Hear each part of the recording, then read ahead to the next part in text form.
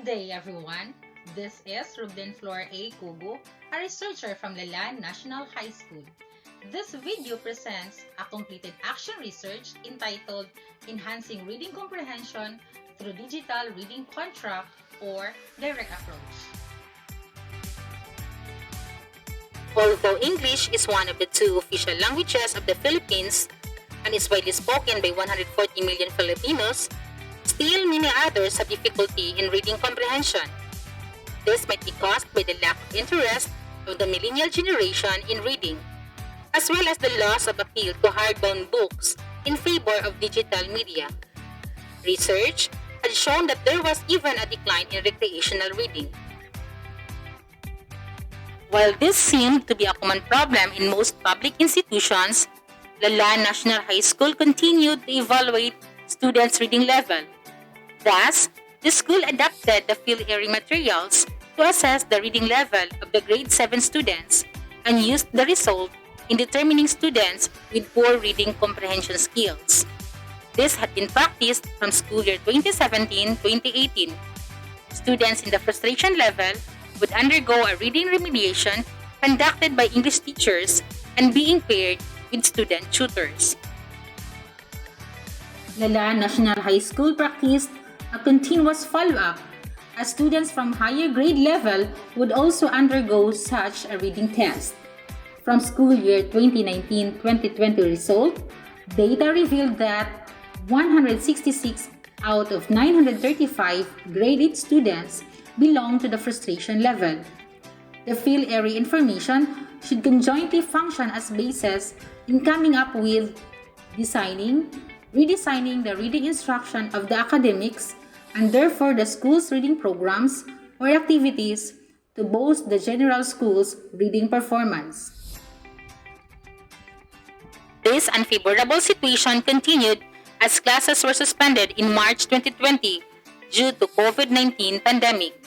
The Department of Education had encountered challenges in delivering basic education caused by the coronavirus pandemic, where the holding of classes in schools was compromised due to prohibitions following the implementation of health and safety protocols such as convergence and face-to-face contact. Thus, the school adapted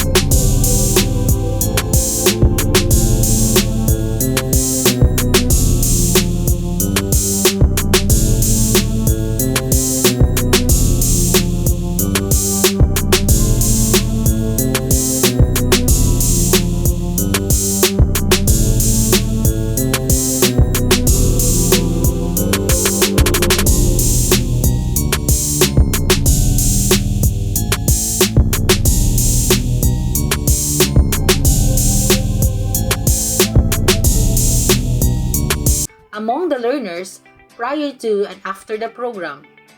2. Is there a significant difference in the level of reading comprehension skills among the learners prior to and after the program?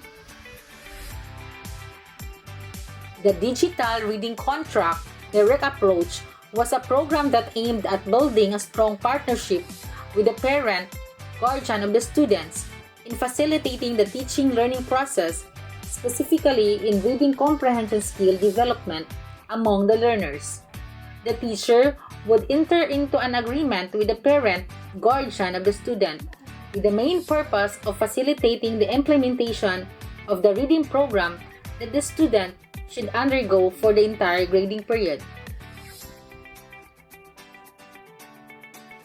It was therefore the commitment of the teacher to fully implement the reading program through digital means. On the other hand, it was the role of the parent, guardian to provide assistance to teachers in the implementation of the said program.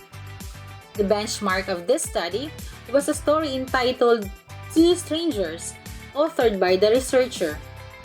This story had undergone a series of revisions using readability testing so that it would fit high school students. Using readability testing software, revisions were made by rephrasing, editing, and restructuring the story in order to acquire the desired rating that would fit targeted learners.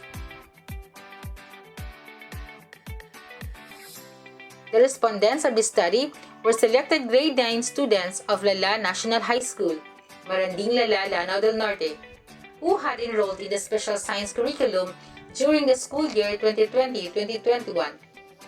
Out of the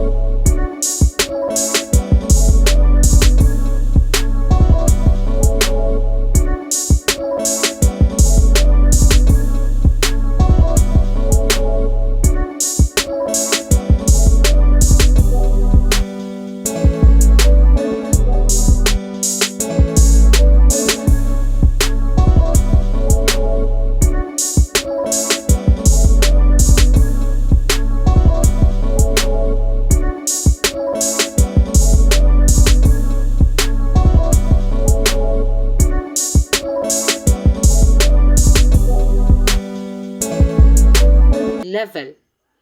Moreover, during the post-test, the reading comprehension skills among the respondents increased to 7.20 and were rated with proficient reading comprehension skills. Table 2 presented the comparative result in the respondents' reading comprehension skills using a t-test. With a mean difference of 1.55, therefore there was a significant difference in the reading comprehension skills among the respondents during the pre-test and post-test. This meant that the respondents significantly performed higher during the post-test compared to the pre-test. This meant further that the respondents showed a higher level of reading comprehension skills in the post-test. The result of this study contradicted an online article of the Manila Bulletin written by Rimando, where he cited that in 2019 Program for International Student Assessment, PISA, Filipino students got the lowest score in reading comprehension among 79 participating countries. Even the data from the Southeast Asia Primary Learning Metrics, CPLM of 2019, showed that Filipino students achieve minimum proficiency in reading. Based on the discussions of the results of this study, the researcher recommended that there should be cooperative and collaborative efforts among stakeholders to address deficiencies among students in reading comprehension skills, since this is a necessary skill in the 21st century learners and is the much needed skill in the workplace. The Lanao del Norte Division, specifically the English Language Learning Department, must strengthen programs to address the division students' poor reading comprehension performance.